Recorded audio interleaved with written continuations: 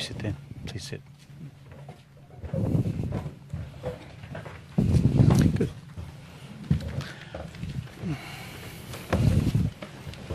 Well, Prime Minister, once again, welcome to the Asia Society. Thank you so much. It's good to have you in New York and great to have you here in Asia's home in America.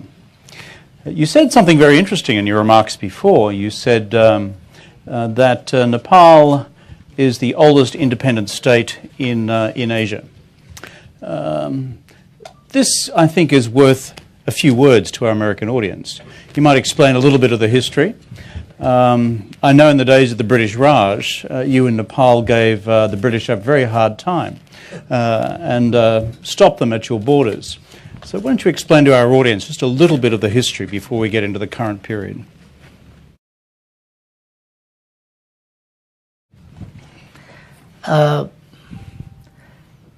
It's a matter of pride for us that Nepal remained always an independent country. When the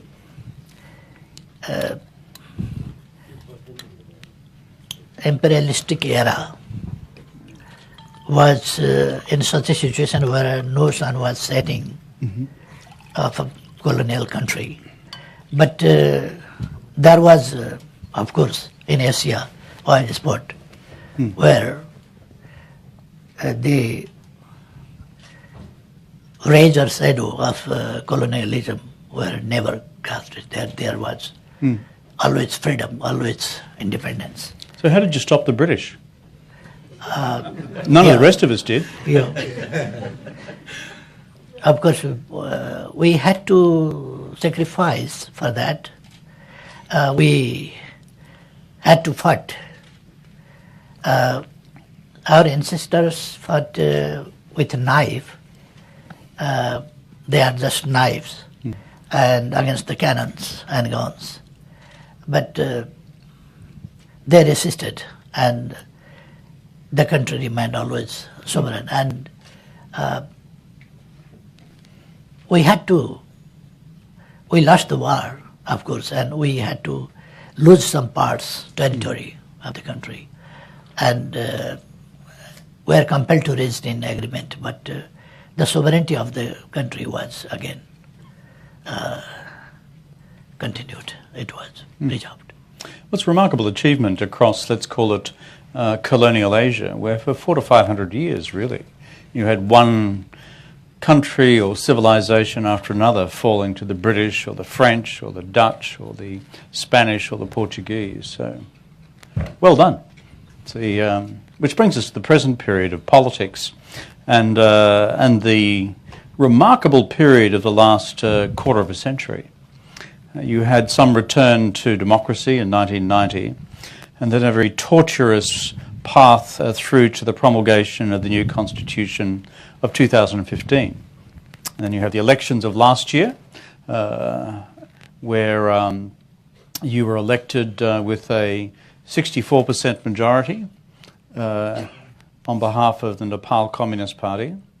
I was told before that when you were nominated for the parliament, you had something in excess of 78% of the parliament in support of you, and for the government's program, when you put it to the parliament, with 100% parliamentary support. Now, why wasn't I able to achieve that in Australia? So, tell me how you got to there with this extraordinary development of the Constitution over that period of time, and what stability do you think it gives the country for the future? We have not that very long history of democratic movement, but we have history of different types of movements. As we talk about the movement for sovereignty, movement for independence, etc., and movement for social awareness and against autocratic regimes. But finally, in 1951, Nepal was entered into a new era. After the downfall of Rana oligarchy, the family rule of the Ranas. And after that, there was again tug of war for the power between the political parties, democratic forces, and the monarchy. The monarchy was still over there. And in 60, again, the monarchy took over unconstitutionally and forcibly. The democracy was, again, the absence of democracy was not accepted by the people. But for 30 years, again, we had to fight. And we were watching the ups and downs of the global movements and achievements of the democratic movements and failures of different types of ups and downs. And with this experience, we launched a struggle for democracy, for the cause of democracy. As I mentioned that I spent myself 14 years in prison, but I am not the person who spent longest period in prison. But more than me, there are others also. And so many people were killed. And after that, we formed an alliance between different types of parties who believe in democracy, who are against autocratic regime. And the movement in 1990, it was successful.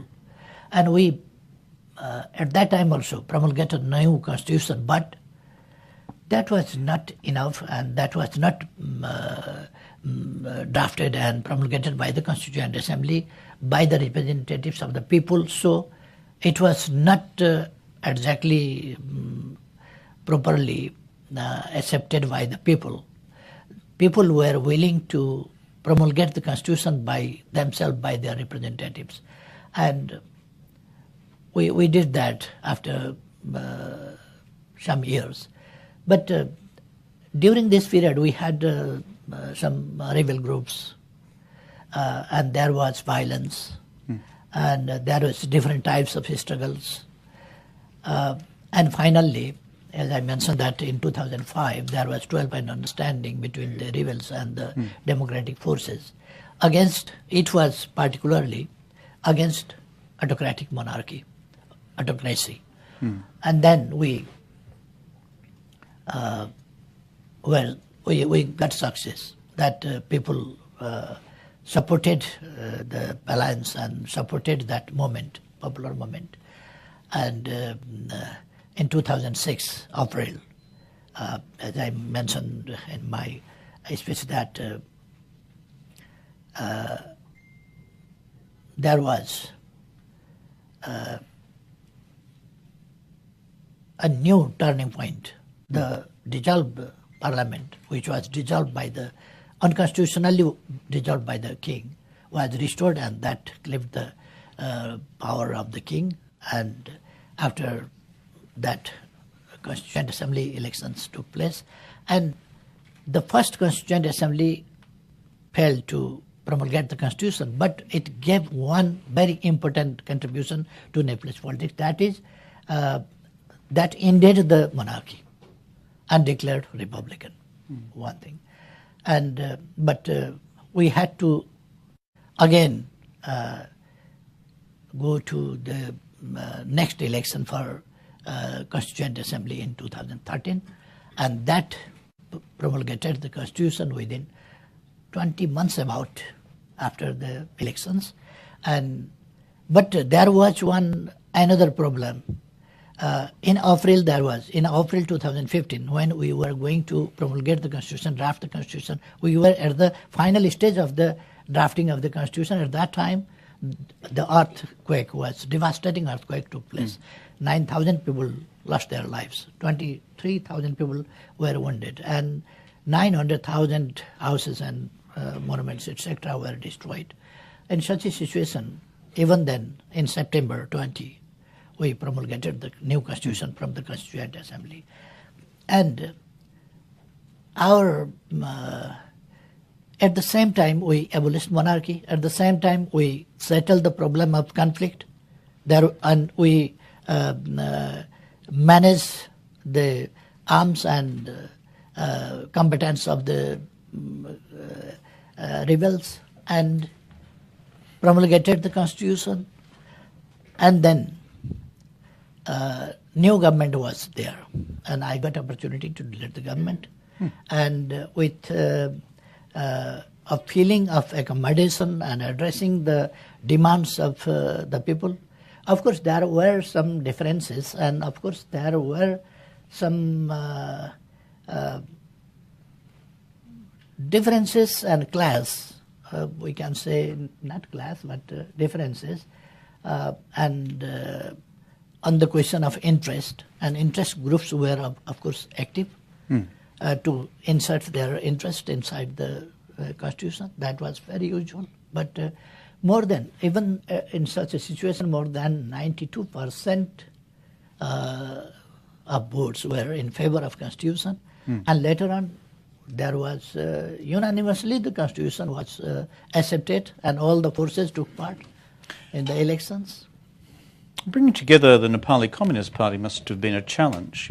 Previously you have Maoists, they're a revolutionary party, and that is, you obtain political power through the barrel of a gun.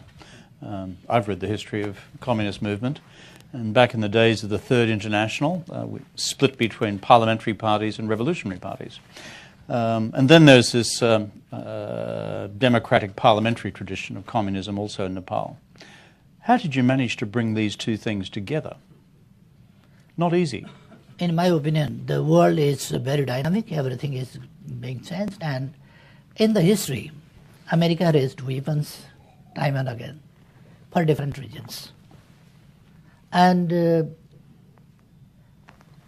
in the course of democratic movements also in different parts of the world, democratic forces neither left nor either left or right, there was no difference. But for democracy, for their causes, there is weapons in history.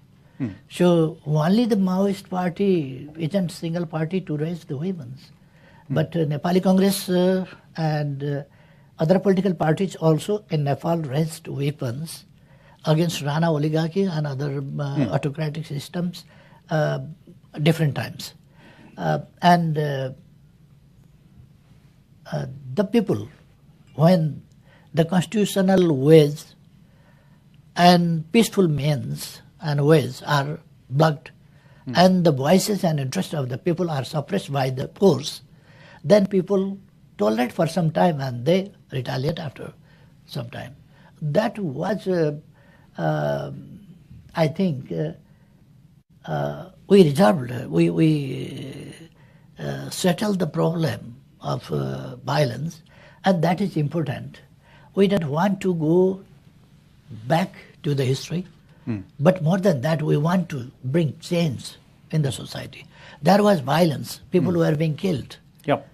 And the situation is now changed, and that is important. Situation is changed, and there is peace. Combatants are inside the. Some of them are inside the army. They are included, accepted in army, and some of them were. They went back to their own jobs. Even they got some incentives, and weapons were handed over or destroyed. So now the political party completely gave up the policy of violence. Yes, of course, once upon a time, they were telling that political power comes out from the barrel of the gun. They were telling like that, but now they say that from the ballot it comes, and they are getting everything from the ballot. That's a very good change in slogan. Yeah. From the barrel of a gun through the ballot box. Yes. Must be interesting, though, if you're a government of Nepal made up of the Nepali Communist Party. What's it like sitting down with the Chinese Communist Party and the Chinese government? Do your old Maoists have discussions with their old Maoists? I don't think so. In my opinion, I think we have a, as I mentioned before too in my speech, that we have a long history of sacrifice and struggle. And now we have entered into a new era of economic development. We fought for political freedoms for a long time, once and again. But now there is constitution, there is system, there is elected government. There are three tiers of governments, and the turnout of the votes in the elections was very excellent, more than 70%. At the first round, there was more than 80%, and even in the last round, there was more than 70% turnout of the votes. So people are enthusiastic in this political change, and we have completed transitional phase. And now our focus is to, as I said, that we have friendship with all, no enmity. No, we have just friendship, and we have very good relations with Chinese Communist Party, with Democratic Party of USA, Republican Party of USA, with President Trump, with Xi Jinping, with Mr. Modi. And well, that covers three very interesting bases. And we want to get support from all for our development. Yeah. We are working for, we have established government now, majority government, and now we cannot wait for a longer time. We have to eliminate poverty. We have to meet SDG goals within 2030. We have to meet our target of graduating our country from LDC within 2-3 years. And we have to bring fundamental change in our society economically. So we focus our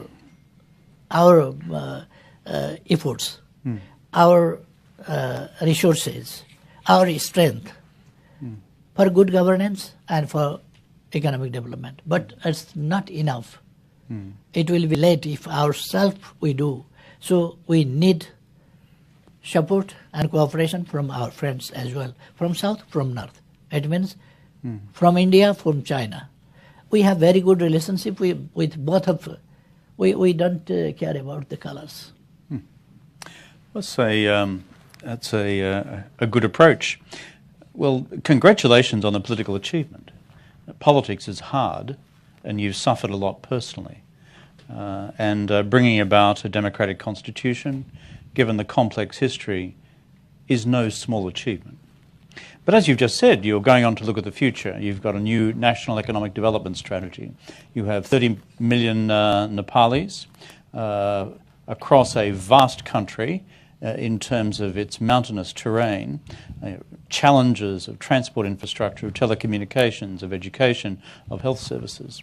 Give me a sense of your development strategy over the next 4 or 5 years. And as you said, where are you now seeking international investment?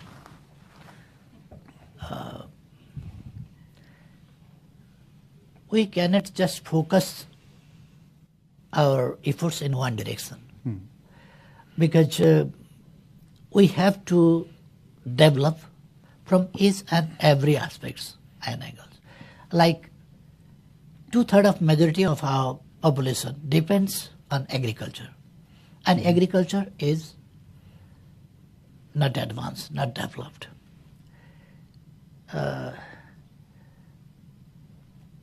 So we have to modernize our agriculture, commercialize our agriculture, and mechanize. And by this process, we have to bring the people out from agriculture to the industry, maybe a small industry, agro-based industries and others. And in service sector, in tourism, in commerce sector, we have to bring the people out from agriculture, because that huge number of population is not necessary for the agriculture sector. And without modernizing, without mechanizing this sector, we cannot do this. So we have to give priority to the agricultural sector as well, and to bring change in the agricultural system. We have to increase production, agricultural products. We have to use new technology for the production. increasement of production. In this way, but we cannot just, as I said, that we cannot give priority just for one area. But at the same time, for infrastructure, for connectivity, for IT sector, and for establishing industries, and to bring balance our business, our trade, which is quite unbalanced in a balanced situation now. We have to bring in positive direction to this. For that, we have to increase production. We have to produce export items. We have to lessen our import items. In this way, we have to work in different areas. For that, we have to prepare our human resource, formal education, and as well as vocational trainings to the relevant people. Whatever job they do, their skills and trainings they must provide it. In this way, and another way, that we have to invite foreign investment as well, so that we are trying to create such an environment where foreign investment is attracted to come. One of the projects which has attracted some controversy in your own country is the major hydroelectric dam. From memory, I think it's about 1,600 megawatts. It's a big dam. Was suspended for a while and then has been recommenced. I think there's a Chinese construction firm, from memory, Gejoba. Once built, this, as I read it, this dam would double the installed capacity of your country. So where's that project up to? How important is it? And how controversial does it remain within your country? Some months before, when Indian Prime Minister Mr. Narendra Modi was visiting Nepal, then me and him both inaugurated the Arun III project. That is 900 megawatts project that we lay down the stone, not inaugurated, lay down the stone, and that is on progress, and that will be the first big project and to be completed. And similarly, we are inviting investors from all over the world. And we are giving attention to reach in power purchase agreement with different countries. And during some 1.5 months before BIMSTEC summit, we signed agreement about cross-border transmission lines, where we can sell our electricity to other countries also, to India, to Bangladesh, and to other countries also. And in this way, countries now can invest in Nepal and hydropower sector because they can sell the electricity to other countries also. And ourselves, we need more electricity. There is even now shortage of electricity, and we are also, even now we are buying about 400 megawatts of electricity from India. And of course, you asked about the Budi Gandaki, that is one project. We decided to study. The project was awarded to Chinese company Gajawa before, but I don't know why that was again terminated. And now again Gajawa applied to work, show the interest. And we said that, okay, we'll study. And for study and to have talks with Gajoba company, we decided to give authority to the Ministry of Energy. And that is beneficial for the country. And there is no controversy.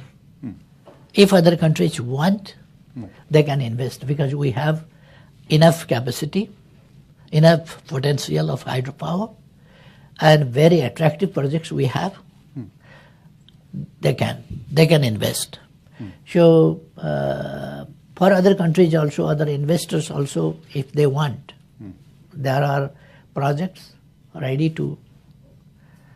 And if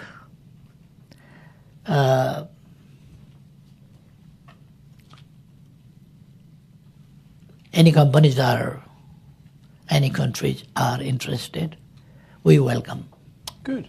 Well, the message to everyone here in New York is Nepal's open for business, open for investment, and all of you here who have come in the door from Wall Street, you can take a card from the Prime Minister's delegation later. Now, we're open to questions, Q&A here, and so as people throw their hand up, if you could give me your name, where you come from, and a short question. If you start delivering a speech, I'll probably ask you to sit down. So, and we Australians are notoriously impolite about such things. And so, sir, you were first with your hand up. Yeah. Mr. Prime Minister, welcome to New York. My name is Mark Munger. I had the privilege of serving as a Peace Corps teacher in Elam Jila in Mechianchal during 1966 and 67, and have visited many times to see my students and friends. The path of development assistance in Nepal has perhaps been uneven. What can the people and government of Nepal expect of donors to improve development assistance? And what may donors expect of the people and government of Nepal to improve development assistance? So your name again, sir, was? Mark Munger. Mark Munger, who has been previously a Peace Corps worker in Nepal.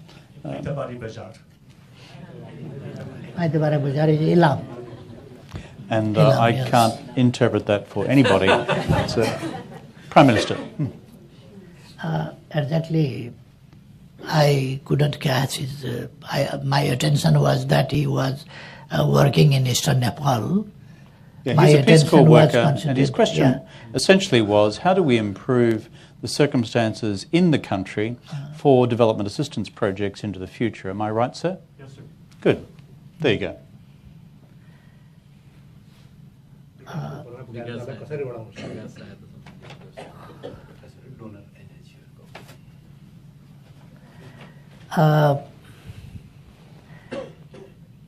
I would like to thank the US government, first of all, for MCC project.